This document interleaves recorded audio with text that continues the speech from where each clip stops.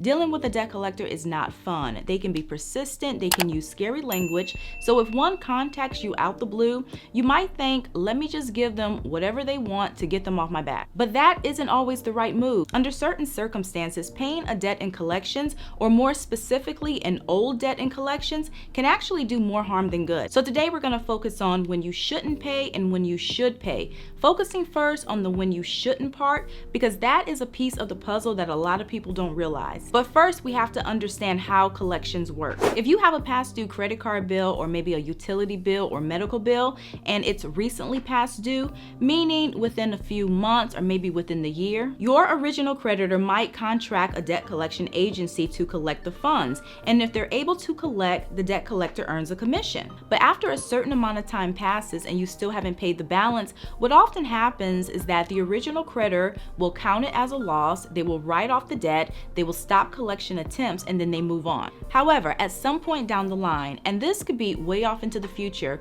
a debt buyer might come into the picture. And this is a debt collector that will purchase old debts from an original creditor. And they usually buy these old debts at a low price and then attempt to collect to earn a profit. But the problem though is that some debt buyers have a practice of buying very old debts, also known as zombie debts. And these unpaid balances, they can be as old as 10 years old, 7 years old, even 20 years old, and their goal is to revive them. They'll seek payment even though the debt is often past the statute of limitations for collection in your state, and despite the fact that you've already paid the price for not paying.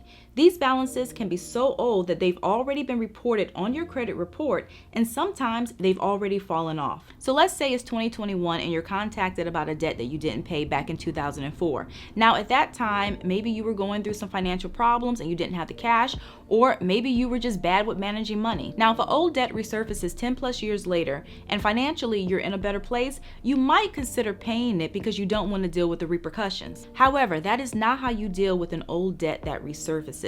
Here's what you need to do instead. Number one, don't verbally acknowledge or confirm the debt. Whether you're contacted over the phone or by letter, never confirm that an old debt is yours. This is key, yet it's where a lot of people make the mistake. Now, if a debt collector gets your number and they call about an old debt, they're going to do their best to get you to admit that this debt is yours. So if they call you, do not answer any questions and do not volunteer any information. This is because debt has a statute of limitations, which can range from 3 to 6 years in most states, although it can be as long as 10 years in other states. And this is the length of time that a debt collector has to recover an unpaid balance or take legal action to recover. But what a lot of people don't realize is that when you confirm or acknowledge that an old debt is yours, what you're actually doing is restarting the statute of limitations, in which case the collector can now legally sue you to collect, and that's not good. Now technically, even if you are past the statute of limitations, yes, you do still owe this money. So some people might argue that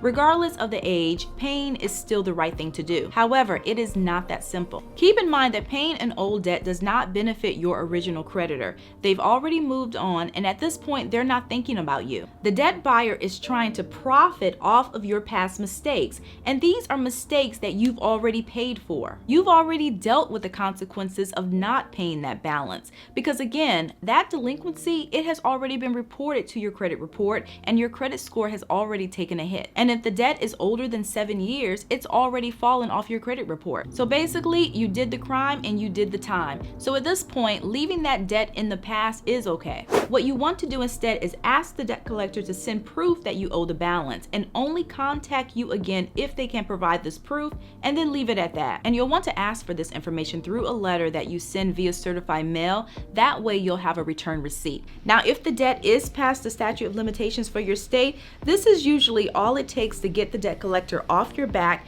and chances are you won't hear from them again because they know there's little they can do to collect. And if you need help with this, you can do a Google search for letters for debt collectors, and you'll find several samples that you can use. It's also important that you don't send a payment or even arrange to send a payment until you receive this proof. Because just like giving a verbal confirmation, if you send a payment to the debt collector, even a partial payment, or if you arrange to send one, that will also restart the statute of limitations. You should also check your credit report, and to be clear, an old debt that's past the statute of limitations, it can still appear on your credit credit report.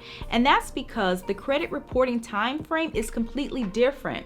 So an unpaid debt will remain on your report for about 7 years, regardless of whether it's time barred. But the good news is that as time passes, that delinquency will have less of an impact on your score. And you want to check your credit report to make sure that the collector has not re-aged the debt. Re-aging is illegal, and it involves the collector reporting an old past due amount as new again after they buy it. And if this happens, you can take legal action. Now, if it is within the statute of limitations, which is possible because some debt buyers do buy relatively newer debts, and if that is the case and you decide to pay it, always send a check, a money order, or a cashier's check. Do not authorize an electronic debit from your bank account. Some collectors are shady, so even if you make arrangements to break up the payment and pay electronically, once you give them authorization to debit your bank account, they might take all the money at once. Now, as far as paying, there are benefits to doing this if it's a valid debt. For example, paying, it can help you avoid a lawsuit. You can also avoid additional interest. Plus, the debt will be marked as paid on your credit report, which can give you a few brownie points when applying for other financing. But keep in mind though, paying an old collections account might not improve your credit score. It really depends on the credit scoring model. Newer scoring models will ignore a collection that has a zero balance, in which case your score might improve. But older scoring models do not ignore collections, even paid ones, so paying the balance isn't likely to improve your score.